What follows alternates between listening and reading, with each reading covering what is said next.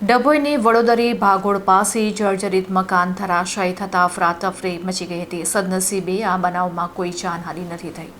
ચોમાસાની ઋતુ દરમિયાન બનેલી આ ઘટનામાં મકાનનો કાટમાળ નીચે આવેલી દુકાન પર પડતા જ અંદર રાખેલા માલ સામાનને ભારે નુકસાન પહોંચ્યું હતું. જોકે સદનસીબે આ ઘટના સમયે સ્થળ પર કોઈ હાજર ન હોવાથી મોટી જાનહાનિ ટળી હતી. ઘટનાની જાણ થતાં જ ડભોઈ નગરપાલિકાની ટીમે જેસીબી સાથે સ્થળ ઉપર પહોંચી કાટમાળ હટાવી રસ્તો ખુલ્લો કરાવ્યો હતો, જેથી વાહન વ્યવહાર પૂર્વવત બન્યો હતો.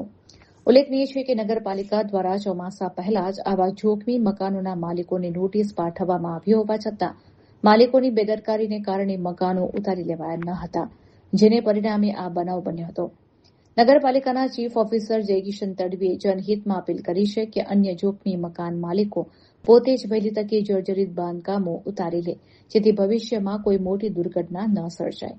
બીજી તરફ સ્થાનિક રહીશોએ પણ ભયના ઓછા હેઠળ શહેરમાં આવેલા અન્ય ભયજનક મકાનો સામે તંત્ર દ્વારા કડક કાર્યવાહી કરવાની માંગ ઉઠાવી છે.